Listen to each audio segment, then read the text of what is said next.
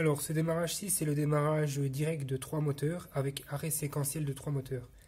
Donc, comment est-ce que ça fonctionne? Donc là, vous avez la partie puissance. Là, vous avez le premier moteur, le deuxième moteur, le troisième moteur, avec son contact de puissance, ses contacts de puissance du premier contacteur.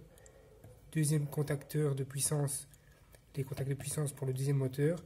Le troisième contacteur avec ses contacts de puissance pour le troisième moteur. Donc, là, vous avez la partie commande. Alors, ça fonctionne comment?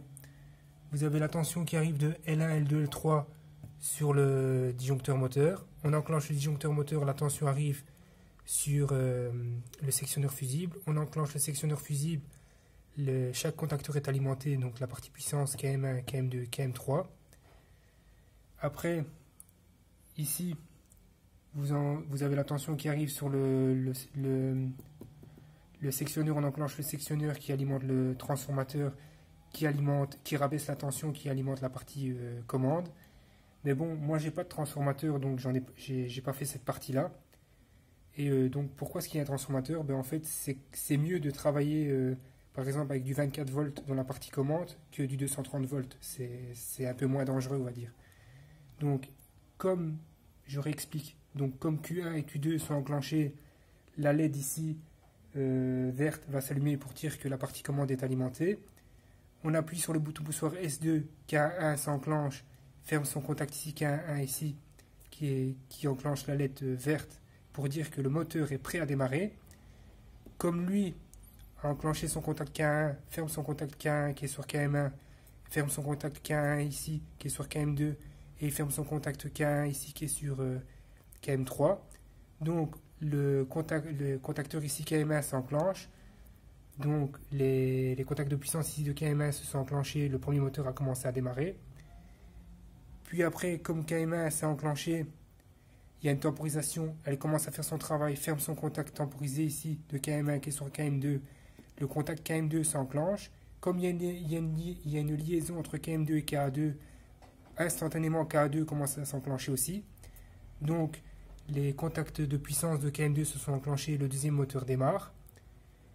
Puis après, au bout d'un certain temps, comme il y a une temporisation KM2, ici, elle commence à faire son travail, elle ferme son contact temporisé de KM2 qui est sur KM3.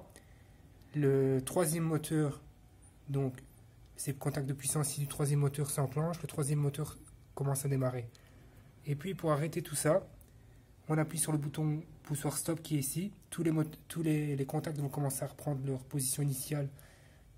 Comme ils sont temporisés, ils vont commencer à prendre leur position initiale. Donc KM3, lui, ne sera plus alimenté. Donc comme KM3 n'est plus alimenté, il y a une temporisation retardée au déclenchement. Elle va commencer à faire son travail. Elle va ouvrir son contact ici. KA2 n'est plus alimenté, donc KM2 n'est plus alimenté aussi. Donc KM3 va s'arrêter, puis KM2. Ces contacts de puissance ici vont s'ouvrir. Donc KM2, donc le moteur KM3 va s'arrêter, puis le moteur KM2. Puis après, comme il y a une temporisation retardée ici au déclenchement, qu'est-ce qu'elle va faire? Elle va commencer son travail, elle va ouvrir ce contact ici, temporisé, qui va désexciter la bobine KM1 et la bobine KA1, donc le contacteur auxiliaire. Donc d'office, les contacts de puissance qui sont ici de KM1 vont revenir à leur position initiale et le premier moteur va s'arrêter. Donc voilà, je vais vous montrer.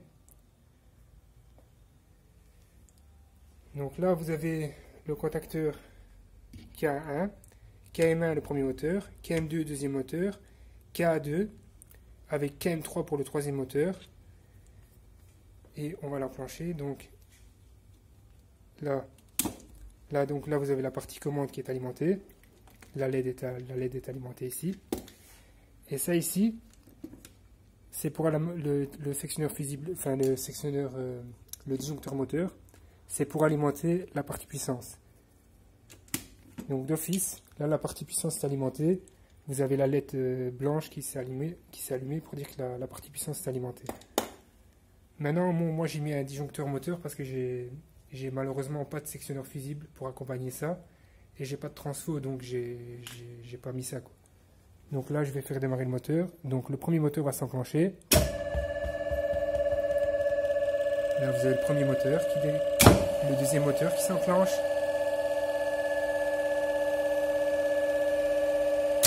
troisième moteur.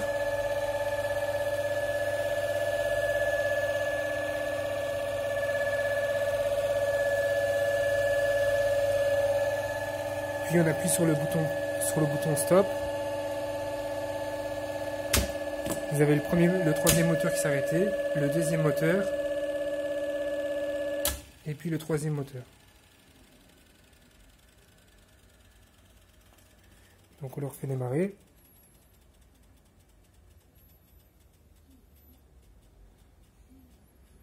Le premier moteur s'enclenche.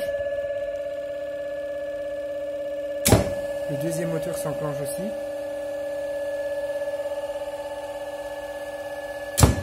Le troisième moteur s'est enclenché.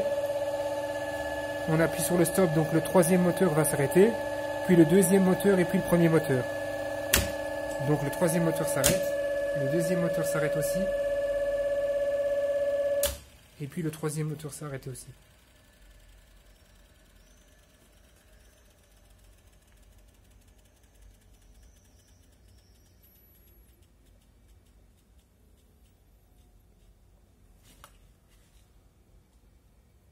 Donc là vous avez le premier moteur qui s'enclenche, on le refait démarrer. Le deuxième moteur.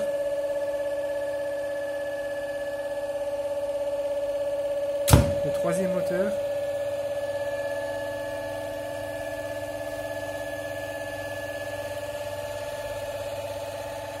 Et puis on va voir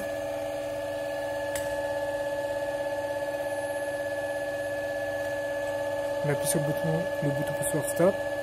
Le troisième moteur s'est arrêté. Enfin, le deuxième moteur s'est arrêté. Et puis le premier moteur s'arrête.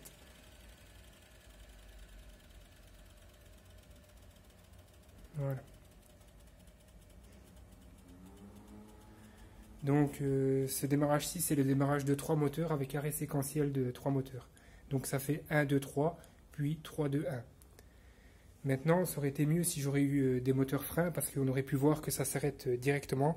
Parce que celui-ci s'arrête instantanément parce que le moteur est plus petit. Celui-là, il est un peu plus grand, donc il s'arrête avec leur inertie, quoi. Parce que j'ai pas de moteur frein, quoi. Mais voilà, comme ça, vous avez vu, ça ressemblait à quoi un démarrage de 3 moteurs avec arrêt séquentiel de 3 moteurs.